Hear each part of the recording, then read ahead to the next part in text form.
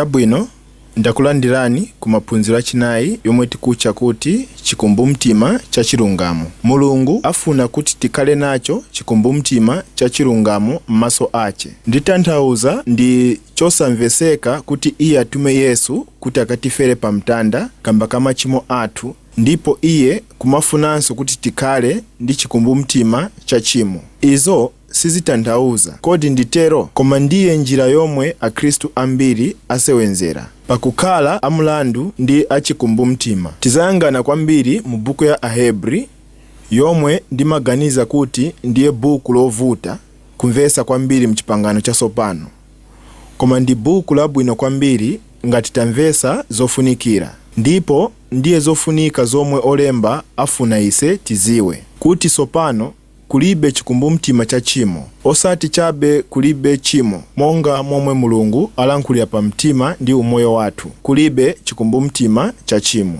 Sono olembera kwa Ahebri alankhula izi malinga chihema chinali kuyimirira, chinali kutumiza uthenga uwu kwa anthu a Mulungu. Ndipo kuchingiriza kuja kunali kuonesedwa ndi chinyula, ndipo chinyula cha muhema ndiye chithunzi choona choonesera momwe ise tisekeredwa ku madaliso ndi kulowa momwe Mulungu akhala. Icho ndiye chikumbumtima cha chimo. Ndipo pakuwerenga mu Ahebri 9:9 inena kuti icho chomwe chili chinyula inali choonesera cha nthawi ino, kuti iye wakupereka mphaso ndi nsembe zopereka sangapangidwe wangwiro. Tizayangana pa liwu la wangwiro apa kulingana ndi chani? Chikumbumtima. Pakulangana pa chikumbumtima, sono pansi pakachitidwe kakale panalibe njira yochoserapo chikumbumtima cha chimo. Panalibe kanthu kuti ndi nsembe ya bwanji idaperekedwa, komanso idali kulengesa kuti aziwise chimo.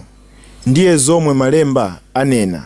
Anthu nthawi zambiri apanga njira zambiri zouza anthu molewera kukumbuka kulakwa. Tiyenda kufikira nthawi ya chiyambi cha chimo. Chimo loyamba la Adamu ndi kuti adathawa kwa Mulungu. Ndiye inali njira yochoserapo kulakwa. Ndipo anthu kuyambira pomwepo athawa kuchoka kwa Mulungu. Pomwe Mulungu adawapeza, adayamba kunenerana wina ndi mnzake. Adamu adati ndi Hava, Hava adati ndi njoka, ndipo njoka idalibe kwendo yoyimirirapo. Ndiponso zipita kwa Kaini ndi Abele. Ndipo pomwe Kaini adapaya Abele, Mulungu adamufunsa, adachitanji? Iye adangokana. Kodi ndinosunga m'bale wanga? Adafuna kuti achose manyazi pakukana chabe. Ena monga Saulo adafuna kulisa izi pa chimo lawo. Inde ndinachita izi, koma palibe chifukwa chochitira izi. Ambiri lero pali kuzononga kwa kukulu pa iwo woka. Anthu akuzononga oka kuganiza kuti ali kulipira nkhongole zawo, sono ndazichosera machimo. Ndipo ena aziwononga monga Yuda. Adachosapo moyo wake chifukwa sadakwanise kuchosapo kulakwa komwe adali kuganizira. Ndipo ndi chofunikira kuziwa kuti Yuda ndiye otumikira yemwe sadakhale kuti aone mtanda, chifukwa mtanda uzasamala machimo yaliyonse. Palibe chimo lopambana Yesu. Chimo lililonse lidaphimbidwa paja. Ndipo yankho yathu ku chikumbumtima cholakwa ndi kulangana ku ntchito zakufa. Ndisewenzesa mawu aya chifukwa Baibulo lisewenzesa liwu ili ntchito zakufa. Mwa ichi buku ili lisewenzesa ili liwu ntchito zakufa kususana ndi ntchito zabwino. Ntchito zakufa ndi zonse zomwe timachita kuti tichose uchimo, kuti tikhale oyimirira pamaso a Mulungu. Ndi ntchito zakufa chifukwa Mulungu adachosapo kale kupyolera mwa Yesu, sono zili zachabe sizifunika. Tifuna kuchita zinthu zomwe Mulungu safuna. Mwa ichi akumudwa ngati tifuna kupereka zina kamba ka machimo athu, pomwe iye adapereka nsembe yangwiro pa mtanda. Chabwino sindidachite bwino, tiye ntichite bwino, ndipo izo zizapanga zopimirapo zikhale bwino. Uko ndiko kuganiza kwa munthu.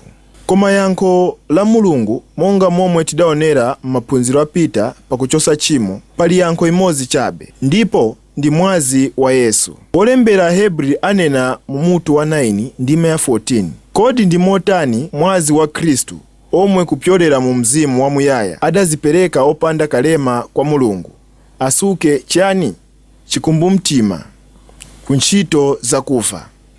Kuchoka pa izi sipafunika kuti tiyambe kuonapo pa kukangiwa kwathu. Mwazi wa Yesu utisuka ku maganizo otere. Iyo njira yoganiziramo ndiyo chitiramo kuti tumikire Mulungu wa moyo mwaufulu kuti tiziwe kuti tiyenera kuchita izo. Ndipo tizapenya apa ngati sitimvesa chiphunzitso chapitacho chomwe chili njira yolungamisiramo ya Mulungu, ngati sitili oziwa mokhalira olungama, tizayenda mnjira ya chipembedzo chabe ofuna kuchosa kulakwa oka. Ngati ndingabwerere ku Ahebri 5 ndime 13, olemba anena kuti aliyense yemwe ayamwa mkaka mu mawu ya chilungamo ali wakhanda. Ndiganiza kuti uyu mutu ulankhula zonse, mutu wamphamvu. Ngati sitili aluso kapena osaphunzisiwa mu mawu ya Mulungu achilungamo, ndise akhanda chabe. Ndikumbukira kulankhula pa msonkhano ku ziko lina, ndikumbukira kulankhula kunena kwa azibusa kuti ena mwakhala azibusa pa nthawi koma mkalibe kufikapo kuchedwa ngakale kuti mwana wachichepere. Zili zamanyozo izo, koma anthu ena afunika kumva choonadi chifukwa ali asogoleri a akhungu. Sadaziwe moonera pa chimo. Adali nacho chikumbumtima cha chimo. Adali kubweresa kulakwa pa mpingo wawo. Ndipo sadaphunzire njira yongamisiramo ya Mulungu kupyolera mwa khulupirira Yesu. Sadali pa mtendere iwo woka, adali kuyika izo pa ena. Yohani mtumwi adati izi: ndilembera inu ana ang'ono. Chifukwa chiyani awayitana tero? Chifukwa machimo anu akhululukidwa chifukwa cha zina lake. Ngati sitiziwa kuti machimo athu onse adakhululukidwa, ngati sitiziwa kuti machimo akumbuyo asopano ndi akusogolo adakhululukidwa onse, tikalibe ndi kufikapo kuchedwa ana ang'ono, ndise akhanda. Sitili oziwa mawu ya chilungamo. Sono ndiye zomwe buku iyi inena: kuphunzitsa choonadi cha ulemerero chomwe tichitcha chimalizo cha mtanda, ntchito yosira ya Yesu pa mtanda. Adaneneratu pomwe adati kwatha, zatheka, ndazichita ine, kuchitiratu kamozi, ndipo ndiye zomwe tizaonapo. Tilimbisidwa kuti tifike kukhala angwiro. Kumbukirani zomwe ndalankhulapo pakanthawi kapita kochepa. Tizalanganapo pa liwu lakuti ngwiro. Tiziwa kuti tifike tikhale angwiro kupyolera mkutembenuka ku ntchito zakufa ndi kukhala ndi chikhulupiriro mwazi wa Yesu. Mwa ichi kusiya zolankhulapo chabe pa chiphunzitso choyamba cha Khristu, tiyeni tifike kukhala angwiro, osati kuyikanso maziko pa kutembenuka mtima pa ntchito zakufa ndiponso kukhala ndi chikhulupiriro mwa Mulungu. Ilo liwu lakuti ngwiro litanthauza kuti kubweresa zinthu zina kuti zimalizike kufikira kucholinga chomwe chidapangiridwa. Ngati ine ndayimirira pano kuti ndiyike baibulo pa ichi ndipo zolemba zanga zisewenzesedwa bwino, pomwe ichi chidapangidwa, pomwe adachionesera, ndiye chomwe opangayo adali nacho maganizo kuti wina azakayimirira pano ndi kusewenzesa kuti ayikepo zolemba zake kuti anena ndi anthu omvesera. Sono ichi chisewenzesedwa moyenera. Pomwe olemba anena kuti ise tifike kukukhala angwiro, sakunena kuti ise tikhale amkhalidwe wangwiro. Chomwe akunena ndi chakuti tifike pamalo yomwe tingasewenze momwe Mulungu adatipangira. Adali nacho cholinga pomwe adali kutilenga, ndipo taonapo kale izo. Ndikuti tiziwe kuyanjana ndi iye. Sadali nacho cholinga ichi ndi nyama pa zolenga zina. Sadali nacho cholinga chimenechi ndi angelo, koma ndi ise kuti tikhale nako kuyanjana chifukwa tidalengedwa mchifaniziro chake, ndipo tionesera maonekedwe ache. Ndipo Mulungu adatilenga kukhala oyanjana ndi iye. Ngati sitidamva bwino izo, ndiye kuti tikalibe kufika kukhala angwiro. Tili kuperewera ku cholinga chomwe Mulungu ali nacho pa ise. Tsono kuti ise tikhale angwiro nthawi zonse, kukhala oyanjana ndi Mulungu pali zinthu ziwiri zofunika. Choyamba, tifunika kuzindikira kuti Mulungu sakumbukiranso machimo yathu. Tifunika kuzindikira izo chifukwa tiziwa kuti Iye ndi Mulungu woyera. Tiziwa kuti safuna tchimo m'njira iliyonse. Tsono ngati tiganiza kuti Mulungu aganiza pa machimo athu, sitizafika pafupi ndi Iye. Tizabwerera m'mbuyo kuchoka kwa Iye. Kodi zilitero? Tsono tifunika kuzindikira kuti Mulungu sali kuganizirapo pa machimo athu ngati Iye watipenya. Komanso chachiwiri, iseteka sitifunika kuganizira pa machimo yathu, koma tifunika kukhala na kuziwa kuti ise ndisolungama pamaso pake. Tsono tiye ntilanganepo pa zinthu ziwirizo mwachidule. Choyamba, Mulungu sakumbukira machimo athu. Tinakambapo kale kumbuyoku kuti chipangano chatsopano chidakhazikika pa malonjezano abwino kupambana chipangano chakale. Sichili ngati chipangano chakale. Mulungu sadayike zokonkha kuchosapo kuyikapo zokonkha zina. Yesaizo izi sizinasewenze. Tiye tipenye momwe uzakwanisira izi. Sindiye chipangano chatsopano chomwe chili choyimirira pa malonjezano abwino, ndipo malonjezano abwino ali nazo izi: kuti kupyolera mu imfa ya Yesu machimo athu yadakhululukidwa ndi kuchosedwa pamaso a Mulungu ndi m'maganizo. Ndime yomwe tinapenyapo kale ija m'buku la Ahebri 8 ndime 12, iyi ndiye ina mwalonjezo labwino mu chipangano chatsopano. Mulungu anena kuti ndizachitira chifundo kusalungama kwawo, ndipo zoyipa zawo sindizazikumbukiranso. Tsono kodi izi zitanthauzanji? Sindizakumbukiranso? Kodi Mulungu Iye ali nayo nsimbi yoyiwalira? Iyayi, Mulungu aziwa zinthu zonse. Ija liwu lakuti kukumbukira litanthauza kuleta mlandu pa ise. Mulungu sazabweresanso machimo pa ise. Tsono tifunika kuziwa kuti ngati tiganiza pa machimo, iyo ganizo silichoka kwa Mulungu, silidachoke kwa Mulungu. Tsono pali zambiri zomwe zidasewenzesedwa mu Ahebri chifukwa idalembedwa kwa Ayuda omwe adali nako kuziwa za chihema, ansembe, nsembe ndi zina zotero. Tsono olemba kwa Ahebri mu mutu wa 9 adalembera kwa Ayuda ku chinthu chomwe adali kuziwapo, ndipo ndiye ichi: kuti pomwe adapereka mopempherera, pomwe adapereka chihema, chimafunika kuyeresedwa kupyolera mu mwazi. Tsono mverani ku zomwe alankhula, chifukwa alankhula kuti ndiye yofunika yopemphereramo mwe tikumana ndi Mulungu, kumwamba komwe nayonso idayeresedwa. Tiyeni tikonkhe ganizo iyo pakanthawi. Inena kuti mwa ichi, iyi ndi mutu wa Hebri 9 ndime 23. Pomwepo padafunika kuti zifaniziro za zinthu zamwamba ziyeresedwe ndi nsembe zoposa izi.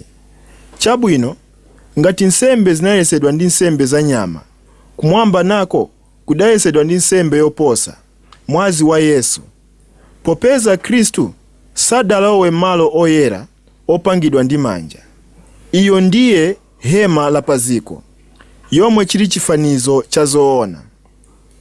Koma kumwamba komwe tsopano kuti akaonekere pamaso pa Mulungu kamba kaise, osati kuti azizipereka nthawi zonse, monga momwe ansembe amalowa malo oyera chaka chilichonse ndi mwazi wina. Iye adakavutika kwambiri kuyambira kuchiyambi cha ziko. Ngati iye adakapitiriza kulowa ngati ansembe, amafunikira kubwerera pa mtanda ndi mwazi watsopano ndi nsembe ina. Koma tsopano pakusira kwa m'bado, iye aonekera kuti achose tchimo kupyolera mu nsembe ya iye yekha. Tsopano pali funso: kodi ndi chani chomwe kumwamba kunali kuyeresedwa? Ngati Yesu adayeresa kumwamba ndi mwazi wake, kodi kudali kuyeresedwa kuchani? Anthu ena amanena kudali kuyeresedwa kwa Satana, adali Satana. Iyayi, izi sizimkhuza Satana. Ndime silankhulapo ngakhale pali Satana. Ndiye Satana salankhulidwapo kwambiri pokapo ndiganizira mu Ahebri 2 m'buku lonse. Kodi kumwamba kudali kuyeresedwa kuchani?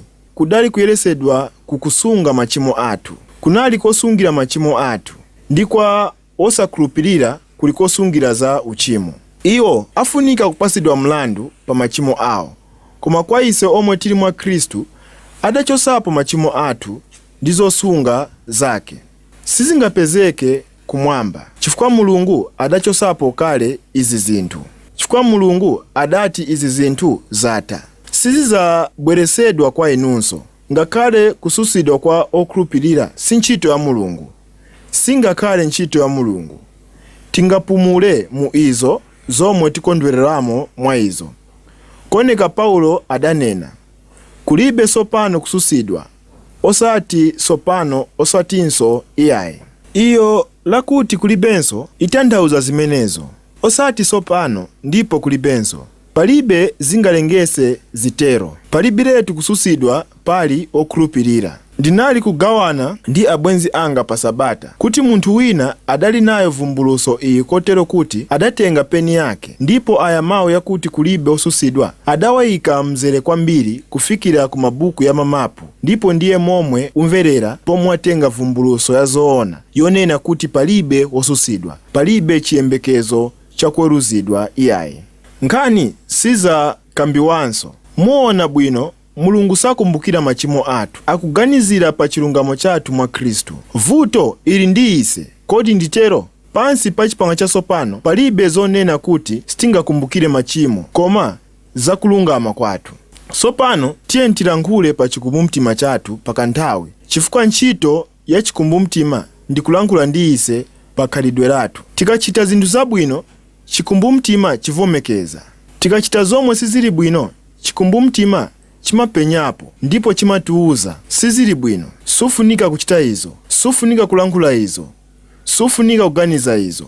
Chikumbumtima chili ngati chonesera khalidwe lathu kuti ili bwanji ngati ufuna zizitero, koma chingalankhule choona ngati ndi chophunzisidwa bwino.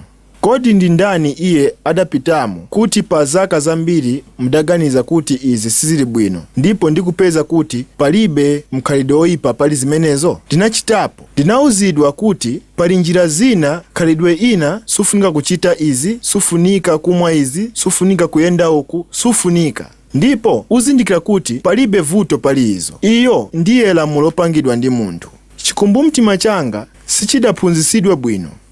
Sono ngati wachiphunzisa choona chikumbumtima chako, chizakupereka kumalo yomwe udayoganiza kuti sungafike, kapena kwina muziwa zomwe ndikulankhulapo. Ndipo zingasewenze mnjira ina. Nthawi zina timaganiza kuti khalidwe ina ndi yabwino, koma tikaphunzisidwa m'malemba siziyenera kwa Mkhristu. Sono chikumbumtima chathu chitiphunzisa momwe zifunika kukhalira chifukwa chauzidwa moyenera. Ndiganiza kuti muziwa zomwe ndilankhulapo apo. Sopano ntchito ya chikumbumtima ndikulankhula ndi ise, koma ntchito ya mwazi ndikulankhula ndi Mulungu. Mwazi ulankhula ndi Mulungu. Kodi nditero? Ndine okhulupirira ofikapo pa zomwe timacha lamulo la zotchulidwa zoyamba m'malemba.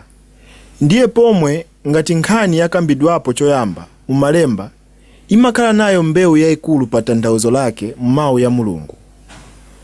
Kodi muziwa pomwe mwazi udalankhulidwa poyamba m'malemba ndi pomwe Kaini adapha Abele, ndipo Mulungu adamuuzapo iye. Ndipo adati, kodi wachita chiyani? Liwu la mwazi wa m'bale wako ilira kwa ine kuchoka ku nthaka. Ndiye mwazi kulankhula ndi Mulungu. Sopano ndikhulupirira kuti wolembera Ahebri ndicho chomwe adali nacho maganizo pomwe adanena izi mu mutu 12 wa Ahebri, mutu 12 ndime ya 22 kufika 24, kusiyanisa chipangano chakale ndi chasopano. Iye anena, komatu mwayandikira ku phiri la Ziyoni, muzi wa Mulungu wa moyo, Yerusalemu wakumwamba, ndi kwa unyinji wa kuchuluka kwa angelo, kwa msonkhano wa onse, ndi kwa mpingo wa obadwa oyamba olembedwa mwamba, kwa Mulungu oweruza zonse, kwa mizimu ya olungama oyesedwa angwiro, ndi kwa Yesu Nkhoswe ya chipangano, kwa mwazi wakuwaza wakulankhula chokoma choposa mwazi wa Abeli. Kodi nchifukwa chiyani adalankhula izi? Mwazi wa Abeli udali kulirira kubwezera kwa Mulungu. Mwazi wa Yesu ulira ndi kulankhula kuti awa ndi olungama. Chiweruzo chimafunika pa iwo chagwera ine. Uyu ndiye mwazi okesedwa. Uyu ndiye umoyo ochosedwa ku zomwe chimo ifuna. Ndiye mwazi ulankhula zinthu zabwino.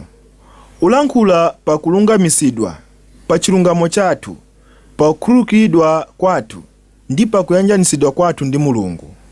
Sono ngati chikumbumtima chathu ndi chofoka, chifukwa ndiye mbali imodzi yokuliramo moyo wa Chikhristu, ndikuti tikule mkumvesa, tikule mchikhulupiriro ndi kuvomera zomwe Mulungu adasunga ndi zivumbuluso zake. Kodi nditero? Ndipo pomwe tikula, chikumbumtima chathu chikazikika ndi chomveka ngati tingasewenzese iyo liwu. Koma ngati chikumbumtima chathu ni chofoka ndipo ndi chosaphunzisiwa, kodi izo zingasinthe kuti sitilolungama pamaso pa Mulungu?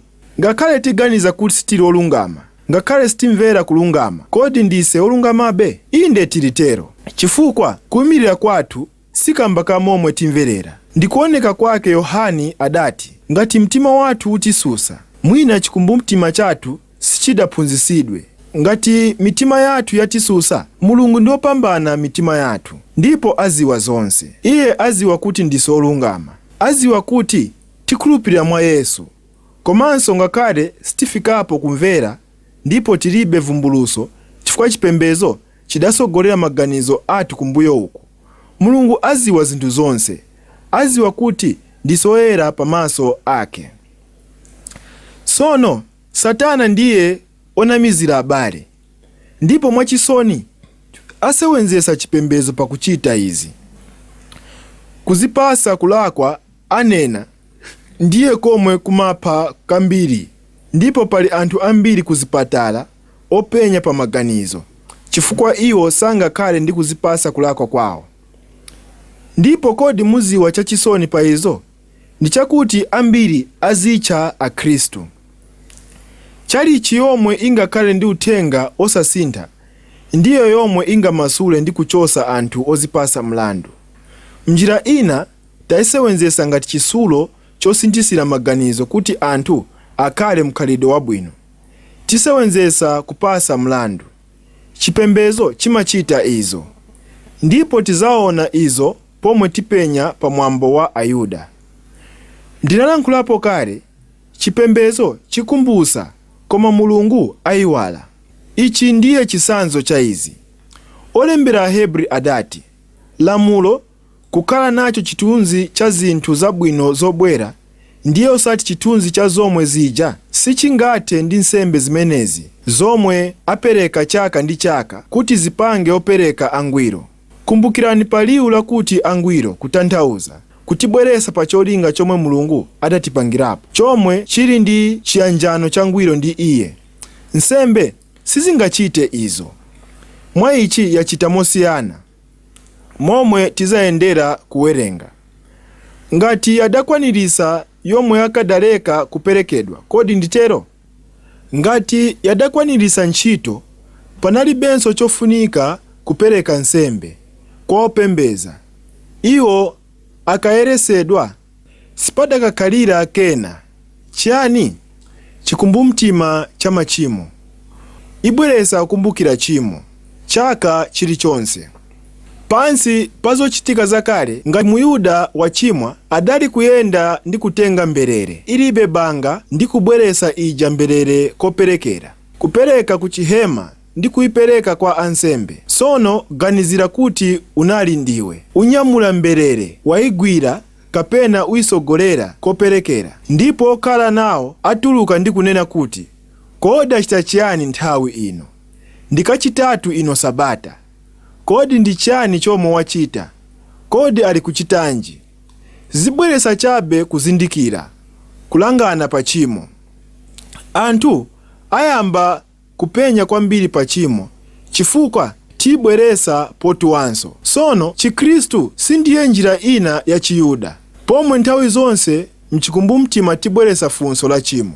Koma iyi ingakhale vuto kwa ena ainu. Mungachokepo ndipo tingaende kukapemphererapo pa izi, koma ndine ozindikira kuti sitinamvesese ndime imodzi malemba yomwe idasintha maganizo ndipo idatipasa kukhala ndi chikumbumtima cha tchimo. Ndipo iyi ndi ndime ya 1 Yohane mutu 1 ndime ya 9. Ngati tivomereza machimo athu, ali okhulupirika ndi olungama iye kuti atikhululukire machimo athu ndi kutisambisa kutichosera chosalungama chilichonse. Paulo sadatiuze kuti tilape machimo athu kuti akhululukidwe, sadakambepo. Sono ngati ndiye mbali yofunika ya Chikhristu, ndifukwa chiyani adasiya izo osati kamozi? Iye yemwe adalankhulapo izi itapita nthawi ya mtanda adali Yohane mu ndime imeneyi. Iye adatchulapo chabe Yakobo pakukhululukirira kulakwa kwa wina ndi mnzake. Izo ndizosiyana, kuti tizisungire pamozi, kusakhumudwisana wina ndi mnzake. Yesu akalibe kupita pa mtanda adalankhulapo mu pemphero la Ambuye pakulapa machimo, koma pa mtanda tchimo lidagonjesedwa. Sono zomwe Yohane adali kunena nchiyani? Kunali chiphunzitso chomwe chidakhalira mu mpingo pa zaka 30 zapitazo. Ndipo chiphunzitso cholakwa chinalipo chonena thupi siyofunikira, sono zomwe uchita mthupi zilibe kanthu, chifukwa palibenso chimo. Ndipo Yohane adati, iyayi, ngati tilankhula kuti tilibe chimo tizinama ise toka, ndipo choonadi sichili mwa ise. Koma ngati tilapa machimo athu, pomwe tidabwera kwa Khristu, Ambuye ndine ochimwa ofuna chipulumutso. Ndi okhulupirika ndi olungama kutikhululukira machimo ndi kutiyeresa kuchiyani? Kusalungama konse. Ndiye ntchito ya mtanda. Sono tilapa za chilungamo chathu. Sindilankhula kuti tilekerere chimo ndi kuyamba kuchimwa. Sindili kulankhula pa izo ndipo tizalanganapo nthawi ina. Koma zomwe ndilankhula ndikuti ndikachimwa ndimati, Atate, sindidakamba tero kapena kuganiza kapena kuchita chija chinthu, komabe ndikuyamikani popeza ngakhale ichi chidakhululukidwa pa mtanda ndipo ndine olungama pamaso panu. Ndiye zomwe Hebri ipitiriza kunena mu mutu uyu. Ilankhula kuti wansembe ayimirira masiku yonse ndi kupereka nsembe zimozimozi zomwe sizingatuluse machimo. Koma uyu munthu pomwe adapereka nsembe chabe kamozi muyaya, adakhala pansi. Umakhala chabe pansi ngati ntchito yasira. Adakhala pansi kuzanja lamanja mkupyolera mu nsembe imozi. Adakhalisa angwiro iwo opatulidwa ndizokondweresa. Adatipanga angwiro muyaya. Ndiye chimalizo kwatha, ndiye ubwino wa mtanda. Mzimu Woyera kumbali ina yomveka satiuza kuti ndiso ochimwa. Anthu samamvesa malemba awa. Imalankhula apa kuti Mzimu Woyera, lekani chabe ndilankhule pali malemba omwe sawamvesa. Yohane adati, ngati Mzimu Woyera wabwera azalankhula chiyani? Za dziko la uchimo ndi chilungamo ndi chiweruzo. Pachimo chifukwa iwo sandikhulupirira. Ndiye zomwe Mzimu Woyera azabwera kulankhula pa munthu. Ndiwe ochimwa, pali chabe chiyembekezo chimozi, ndiye Yesu. Ngati sukhulupirira muli Yesu, uzafera mu uchimo wako. Ndiwe omwalira sikunathe kwa iwe, koma iye salankhula pa chimo lathu. Iye ndiye Nkhoswe atitonthoza ise, mkuziwa kuti machimo athu adakhululukidwa. Tinayanjanisidwa ndi Atate, tili ndi umoyo wamuyaya. Mzimu Woyera achitira umboni ise, popeza adalankhulapo kale. Ndiye chipangano chomwe ndizapanga nawo yatapita masiku ayo, atero Ambuye. Ndizayika malamulo anga m'mitima yawo ndi maganizo mwawo ndizayalemba, ndipo aonjezera. Machimo awo ndi mphulupulu zawo sindizazikumbukiranso. Mzimu Woyera achitira umboni izo. Ndipo Mulungu anena kuti sindizakumbukiranso machimo anu. Kodi izi ndizomveka nitero? Iye ndiye Nkhoswe wathu. Iye amalankhulanso kuti ndise ana a Mulungu, ngati ana ofunikira pa zolandira. Tiyeni tiwerenge iyi ndime mu Aroma 8. Paulo anena, simunalandire mzimu wa ukapolo. Kale tinali nawo mzimu wa ukapolo wa mantha. Tidamuyopa Mulungu, mkwiyo wa Mulungu, ukali wa Mulungu, chifukwa tidali machimo athu. Tiyenera kukhala tcheru, koma ise sidalandire mzimu wa ukapolo kuti zichitanso mantha, pomwe tinabadwa mwatsopano. Tidalandira mzimu wolowa. tidalowa mu banja la Mulungu, pomwe timalira Aba Atate. Mzimu iye achitira umboni pamodzi ndi mzimu wathu kuti ndise ana a Mulungu. Tidachosedwa ku bwalo la milandu ndi kubweresedwa m'banja la Mulungu. Ndise sopano ana ake. Sono Mzimu Woyera adapasidwa kwa ise kuti atilangize zinthu zomwe zidapasidwa mwaulere kwa ise mwa Khristu. Tiyeni timalize ndi kuwerenga malemba yabwino mwa Korinto 1 mutu wa 2. 1 Korinto mutu wa 2 ndipo tizawerenga kuchokera pa ndima ya 9 kufikira pa 12. Ndimakonda mawu awa. Yayamba ndi kulankhula, monga kudalembedwera, dinso silidaone, kapena khutu kumva, kapena kulowa mkati mwa mtima wa munthu, zinthu zomwe Mulungu adakonzekera iwo omwe amukonda iye. Sono ndinali kuwerenga izi kuti mwina zilankhula pa za umoyo wakumwamba. Iyayi alankhula pa umoyo uno. Sindidaone zomwe Mulungu adali nazo maganizo pa ise, zomwe adayika za ise, zomwe adabweresa za ise muli mwana wake Yesu. Koma Mulungu azivumbulusa kwa ise kupyolera mu mzimu wake. Popeza mzimu apenya zinthu zonse, inde zinthu zobisika za Mulungu. Popeza ndani angaziwe zinthu za munthu. Sopano tinalandira osati mzimu wapaziko, koma mzimu wochokera kwa Mulungu, kuti tikaziwe zinthu zidapasidwa mwaulere kwa ise kwa Mulungu. Kodi izi ndizomveka nditero? Mzimu Woyera adapasidwa kwa ise osati abwerese tchimo ndi kubweresa zonse zidata pa mtanda kuzibweresanso, koma kutilangiza zinthu zomwe zidapasidwa kwa ise mwaulere, momwe tilili sopano ngati ana a Mulungu, olungama a Mulungu. Sopano tiyeni tikondwere pa izo ndi mchisomo cha Mulungu, tikale ndi chikumbumtima cha chilungamo. Amen.